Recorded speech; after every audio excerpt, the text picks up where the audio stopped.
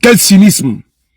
Ça, c'est un foutage, un mépris total vis-à-vis du peuple de Côte d'Ivoire. Il y a un nouveau président nommé par le président élu, M. Ouattara. Nous l'avons dénoncé. Quelqu'un qui dit du haut de son titre de « je suis en train de... » Mais j'ai gouverné plus de 200 pays. Il dit que le Mali ne va pas payer les salaires. Alors, bonjour famille, j'espère que vous allez bien. Actualité du jour, en Côte d'Ivoire, la Côte d'Ivoire est transformée en royaume, ce qui est en train de faire palabre sur les réseaux sociaux maintenant. Donc, sans trop tarder, je vais vous mettre les vidéos. Écoutez les vidéos avec moi du début jusqu'à la fin pour comprendre de quoi je parle. Vous serez choqués. Je vous assure, vous serez choqués. Donc, suivez la vidéo du début jusqu'à la fin avec moi pour mieux comprendre ce qui se passe. Et on se capte à la fin pour le débriefing. C'est parti. Frères et sœurs, où va la Côte d'Ivoire? La Côte d'Ivoire aujourd'hui est devenue une dynastie. Le monsieur que vous voyez, il s'appelle Téné Birama Ouattara. Le petit frère, selon certains, le fils, selon d'autres, de monsieur Alassane Dramane Ouattara. Aujourd'hui, ministre d'État, ministre de la Défense, de son grand frère ou bien de son père, ça dépend de ce que ça dépend de votre acceptation. Mais Alassane Ouattara veut faire de Téné Birama Ouattara le prochain président de la République de Côte d'Ivoire. Oui, mais il faut qu'on soit très clair. La Côte d'Ivoire n'est pas une monarchie. La Côte d'Ivoire n'appartient pas à une dynastie.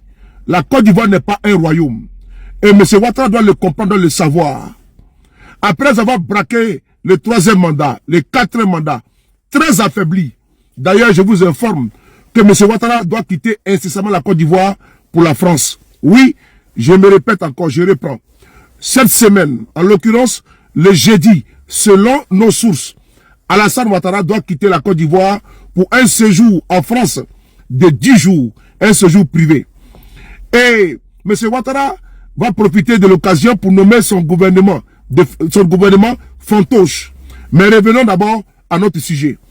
Téné Birama Ouattara, il y a une guerre de clans qui se joue au sein du RADP. La guerre des héritiers. De l'autre côté, Adama Bitogo qui est combattu. De l'autre côté, Patrick Achi qui est combattu. Et le prince appelé Téné Birama Ouattara. La lettre du continent nous donne d'abord un avant-goût. On va d'abord la lettre du continent avant de revenir. Mais ils veulent chasser Bitogo du perchoir et positionner Téné Birama pour qu'il devienne le prochain président de l'Assemblée nationale de Côte d'Ivoire afin de pouvoir changer plus tard la constitution pour que le Dauphinat revienne à Téné Birama Ouattara. Oui, Alassane Ouattara, qui est aujourd'hui très affaibli, va diminuer les pouvoirs du vice-président et va maintenir, comment dirais-je, Beugre Mambé au premier ministère et va bombarder son petit frère comme président de l'Assemblée nationale de Côte d'Ivoire et changer la constitution pour que le jour que Alassane Ouattara meurt, son petit frère puisse prendre le pouvoir d'État. C'est dans ça que nous sommes. On va lire la lettre du continent. C'est très important. Côte d'Ivoire, Téné Birama Ouattara, favori pour prendre la tête de l'Assemblée nationale. Le frère cadet d'Alassane Ouattara devrait succéder fin janvier à Adama Bitogo, à la présidente de la Chambre basse. Une promotion qui s'inscrit dans le cadre de sa montée en puissance, étroitement parrainée par le président lui-même. Publié le 7 janvier 2026 à 17h47 GMT. Téné Birama Ouattara devrait bien prendre la tête de l'Assemblée nationale à la fin du mois de janvier, au moment de l'installation des nouveaux députés issus des élections législatives de décembre 2025. Celles-ci ont largement été remportées par la majorité présidentielle du Rassemblement des oufouettistes pour la démocratie et la paix, en abrégé RHDP. Comme révélé par Africa Intelligence, Alassane Ouattara réfléchit depuis 1 mois et demi à le nommer à cette fonction. Le chef de l'État a également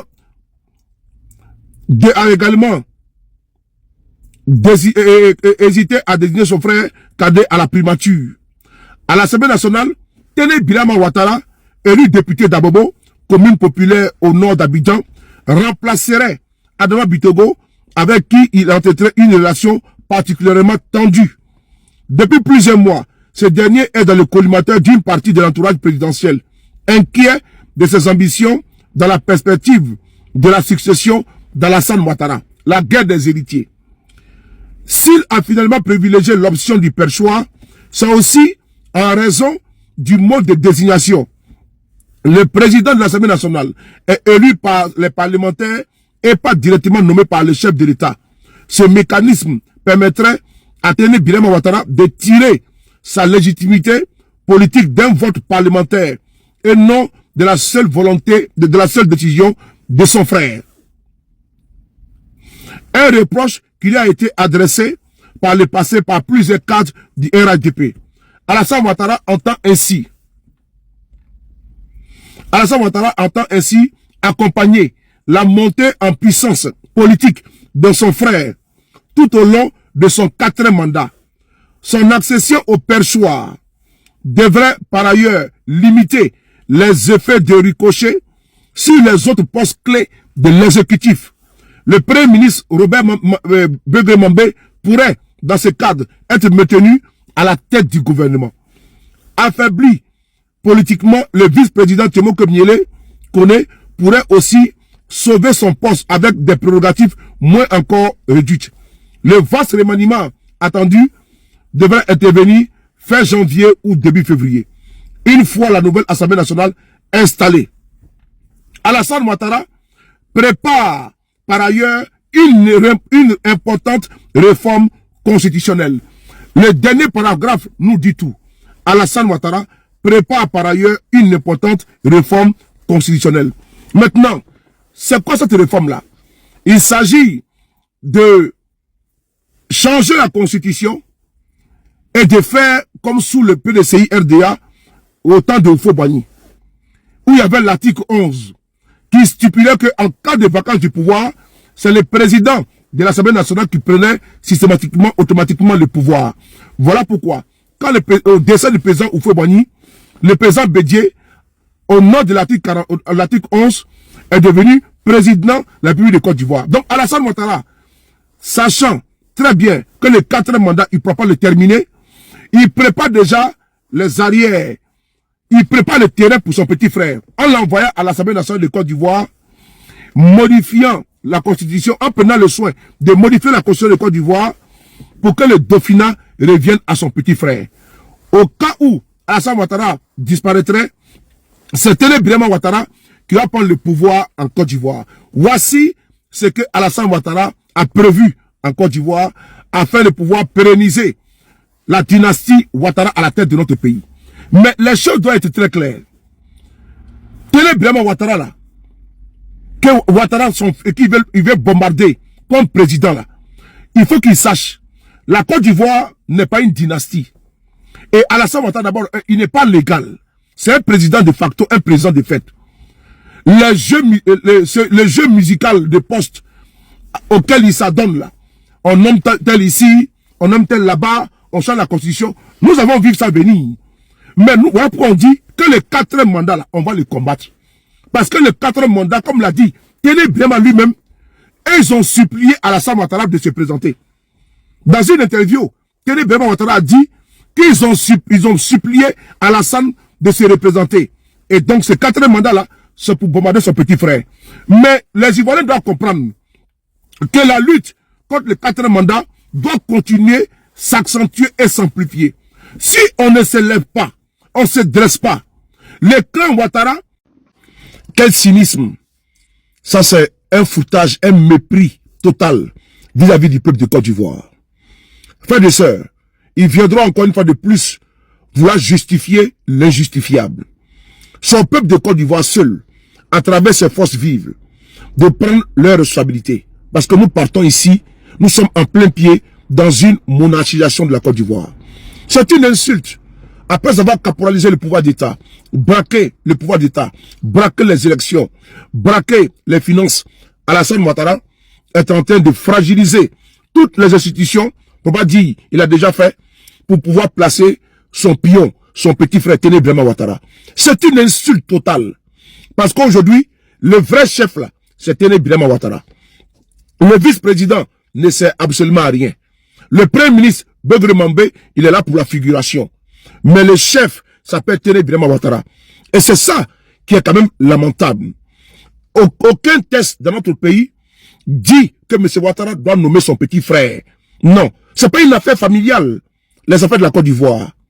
Il doit avoir une séparation entre la famille au palais présidentiel. Sa nièce, elle est ministre, secrétaire général à la présidence. Sans compter ses cousins, ses cousines, ses oncles. Maintenant, il a écarté tout le monde afin de pouvoir placer son petit frère comme président. Où est nos forces vives? Où sont, comment dirais-je, les têtes couronnées? Où est l'armée ivoirienne? Où est la gendarmerie? Où est la police? Où sont les pompiers? Où sont les jeunes? C'est votre pays qui est en danger. La Côte d'Ivoire est véritablement en danger. Parce qu'Alassane Ouattara, il faut le stopper.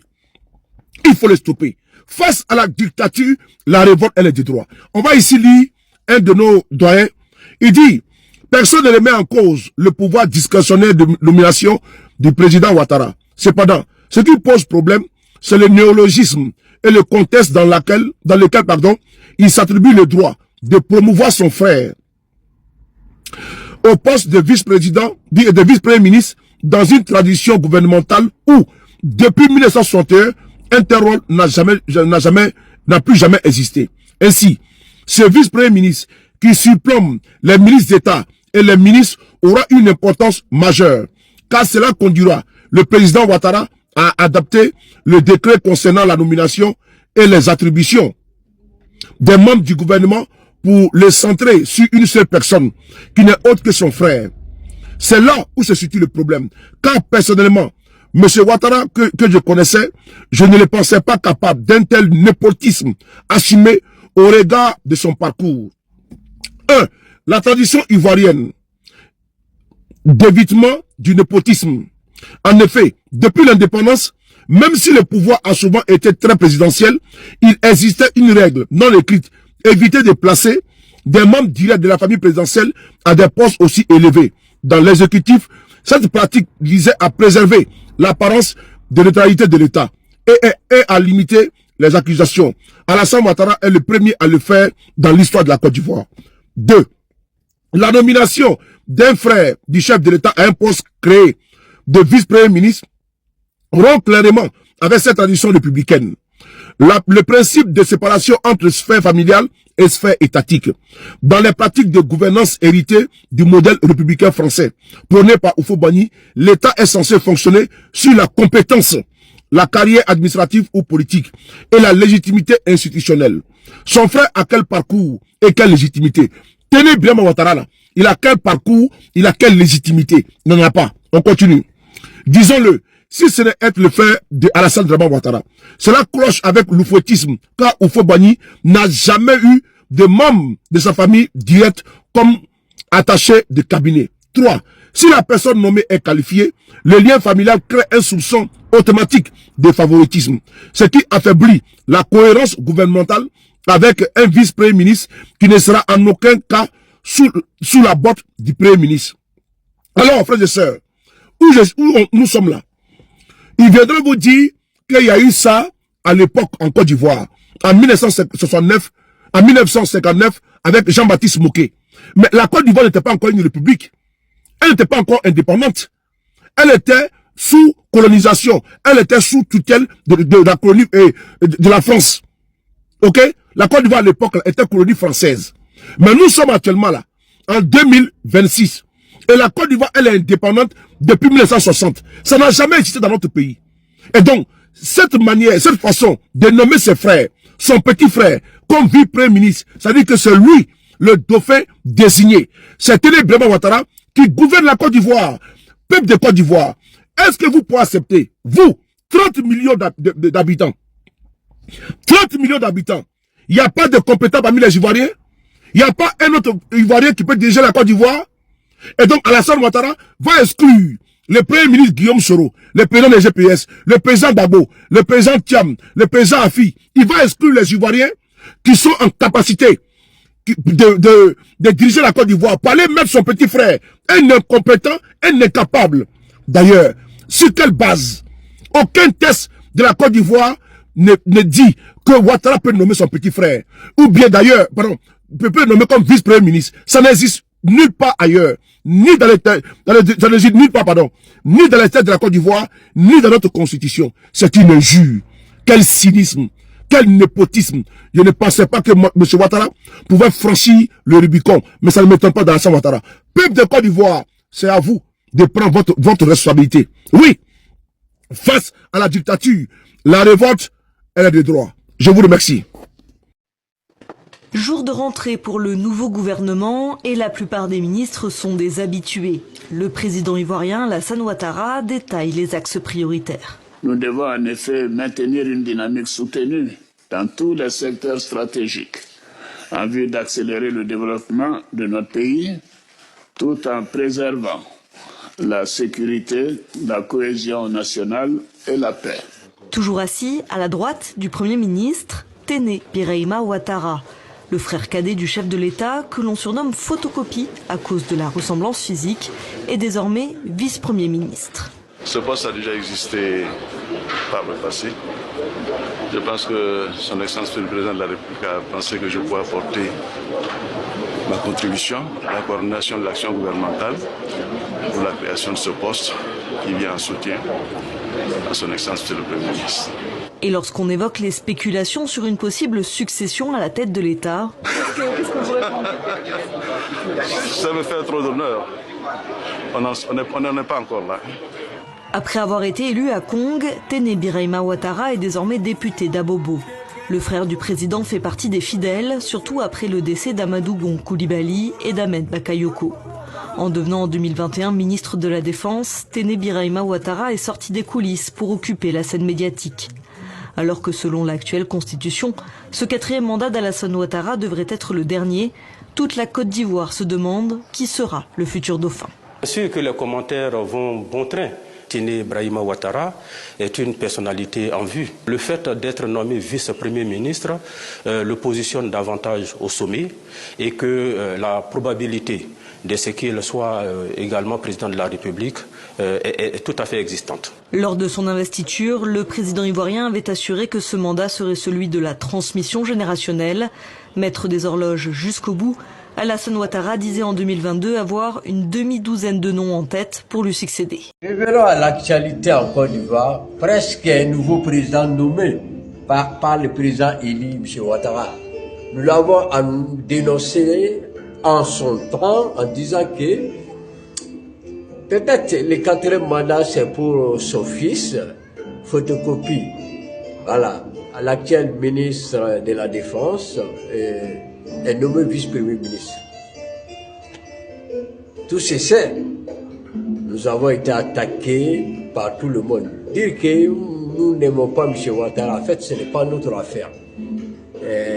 Le fait de s'ingérer dans le problème de l'AIS, évidemment, ça nous pousse à riposter, mais avec finesse. Ce n'est pas le cas de ces militants-là, ceux qui s'autoproclament à dos moutons, ce n'est pas leur style à bien raffiner les réponses, notamment lorsque ces militants-là s'attaquent à nos dirigeants de l'AS, comme ce pasteur, comment dirais-je, incestueux là. Voilà. Il faut que la Côte d'Ivoire se libère un tout petit peu de cette domination quand même. C'est une domination. Et c'était une république, un pays que j'aime beaucoup, qui est en train de devenir la royauté, un royaume, voilà, de M. Ouattara. C'est déplorable, d'autant plus que c'est même M. Ouattara est un donneur de leçons. Il donne des leçons aux dirigeants des autres pays. Il parle souvent de la démocratie. Nous ne savons pas s'il s'agit de la même démocratie que nous. Voilà. Au moins, les dirigeants de l'AES sont cohérents. Ils ont choisi de rester 5 ans de plus. Quelqu'un qui dit du haut de son titre de « Je suis en train de... » Mais j'ai gouverné plus de 200 pays. Il dit que le Mali ne va pas payer les salaires pendant plus de 2 mois.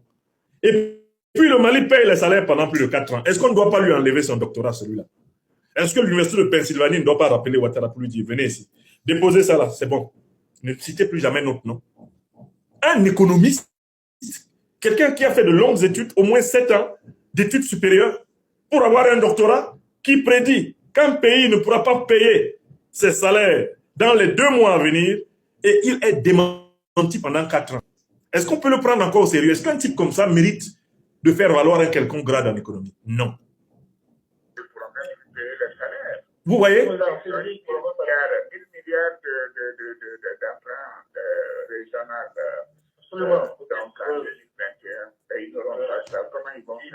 n'ont plus accès à ça. Oui, absolument. Le ministre des Finances a fait sortir une lettre il y a une dizaine de jours. Ok. Je m'arrête là. C'est juste pour que vous voyez quel est l'esprit des néocolonialistes français, des impérialistes occidentaux et de leurs sous-fifres africains, comme Ouattara Draman et Boubou Cissé contre le Mali. Tous ces gens-là ont juré la perte du Mali. Comme le Mali tient bon, comme le Mali est debout, comme le Mali avance, alors ils ont décidé d'inventer un Mali imaginaire qui aurait disparu. Un Mali imaginaire qui se serait effondré. Un Mali imaginaire où on ne peut plus manger même une seule fois par jour. C'est ce qu'ils ont inventé. Et ils s'acharnent dans la presse néocolonialiste française à vendre cette image de ce Mali imaginaire qui n'existe nulle part à l'opinion américaine, à l'opinion européenne, à l'opinion asiatique, bref, à l'opinion non sahélienne qui n'est pas protégée de leurs mensonges. Mes chers amis, nous sommes le dimanche 25 janvier 2026. Je vous informe que la République de Côte d'Ivoire est décédée. Alassane Ouattara vient de faire un semblant de remaniement de son gouvernement fantoche au service du néocolonialisme français, de l'impérialisme occidental dont il est le sous-fifre attitré, le valet fatal. Et quelque chose a attiré mon attention dans ce gouvernement. Et d'ailleurs, c'est le seul changement qu'il y a dans ce gouvernement. Qu'est-ce qu'il a fait Alassane Ouattara? Il a nommé son petit frère, Téné Birahima Ouattara, alias La Fiole, connu pour sa maîtrise des grands poisons mortels. Il a nommé Téné Birahima Ouattara vice-premier ministre, ministre d'État, ministre à la Défense. Je tiens à vous faire remarquer que Alassane Draman Ouattara, qui usurpe actuellement les fonctions de président de la République de Côte d'Ivoire, usurpe aussi les fonctions de chef suprême des forces armées de Côte d'Ivoire. Si Alassane Ouattara est donc le chef suprême des forces armées de Côte d'Ivoire, et que son petit frère est ministre d'État, ministre de la Défense et vice-premier ministre, quelle est la position de Mambé Begré entre ces deux? Mambé Begré qui est présenté soi-disant comme premier ministre, est-ce qu'il vaut quelque chose? Mambé, tu es où? Voici Mambé. Voici Mambé Begré. Voici Ouattara Draman, voici son petit frère. Mambé est là. Il est dans le pain. Mambé ne sert à rien. Mambé ne sert qu'à flamber. Mambé ne sert qu'à déguiser la confiscation de l'État de Côte d'Ivoire par les Ouattara. La preuve, Mambé est un premier ministre honoraire, honorifique, symbolique. C'est-à-dire qu'en fait, le poste de Mambé n'est pas plus important que celui de secrétaire général du Conseil de l'Entente à Abidjan. Mambé peut ne pas aller au travail, ça ne change rien. Mambé peut s'absenter pendant 1 an de Côte d'Ivoire, ça ne change rien. Alassane Ouattara dirige le pays en famille. Qui est la secrétaire générale de la présidence de la République sur Alassane Ouattara? Vous savez qui est la secrétaire générale? Hein? La dame Touré que vous voyez là, c'est la nièce directe d'Alassane Draman Ouattara. Vous voyez? Alassane Draman Ouattara s'est ouvertement installé avec sa famille biologique à la tête de l'État de Côte d'Ivoire. L'État de Côte d'Ivoire est désormais en réalité une monarchie. Ce n'est plus une république. Vous avez la preuve absolue là. La monarchie est constituée. Ne me parlez pas de l'autre figurant et inutile personnage, Monsieur Koné Tiemoko Mélié, qui fait office de soi-disant vice-président de la République. Lui aussi, il est comme Mambé. Il y a Ouattara qui est sur lui. Voilà, on va mettre maintenant Tiemoko. Tiemoko, le vice-président de la République de Ouattara, là. On le met, hein. Voici Mambé. Mambé est déjà là. Voici Tiemoko Mélié, il est aussi là. On ferme, on voit qui? Les Ouattara. Les frères Ouattara. Ce sont les frères Ouattara qui ont colonisé l'État de Côte d'Ivoire. Ils ont capturé l'État de Côte d'Ivoire, comme les Gupta envisageaient de le faire en Afrique du Sud. Les individus insignifiants, comme Mambé Begré ou Tiemoko Mélié, sont des faire-valoir qui ne distraient que des niais. Donc, la configuration monarchique de la Côte d'Ivoire rend d'autant plus flagrant le régime d'Alassane Draman Ouattara et nécessaire sa chute. La chute du régime d'Alassane Draman Ouattara devient d'autant plus nécessaire qu'il affiche très clairement la négation du caractère républicain de la Côte d'Ivoire et affiche désormais donc la monarchie comme forme suprême de l'État. Ceci n'est pas en contradiction avec les révélations d'Alassane Dramane Ouattara lui-même s'adressant à une journaliste qui lui avait demandé qu'est-ce qu'il aimerait être. Dans son anglais transparent et inimitable, Alassane Dramane Ouattara répondit « I think that I would have been an emperor ». Je crois que j'aurais aimé être un empereur. Incapable d'être empereur, c'est-à-dire de commander à toute l'Afrique de l'Ouest, Alassane Ouattara se contente maintenant ouvertement d'être un roi. Le roi de la Côte d'Ivoire. Ce que ce remaniement vous a affiché, c'est la monarchie de Ouattara. Écoutez-moi très bien. Le prochain changement important dans le régime d'Alassane Dramane Ouattara, ce sera la promotion de Téné Birahima Ouattara comme Premier ministre, ministre d'État à la Défense. Avec une modification de la Constitution qui va mettre fin au poste de vice-président de la République. Et prévoir que, en cas de vacance du pouvoir du président de la République, c'est le Premier ministre, ministre d'État à la Défense qui lui succède. Et ce sera terminé. La mise en place de la monarchie sera achevée. Ok, voilà, nous sommes à la fin de notre vidéo. Merci de l'avoir suivi. N'oubliez pas de vous abonner, de partager, de liker, d'activer la cloche de notification pour ne pas rater la prochaine vidéo. N'oubliez surtout pas de me dire ce que vous en pensez dans les commentaires. C'est important. Bonne journée.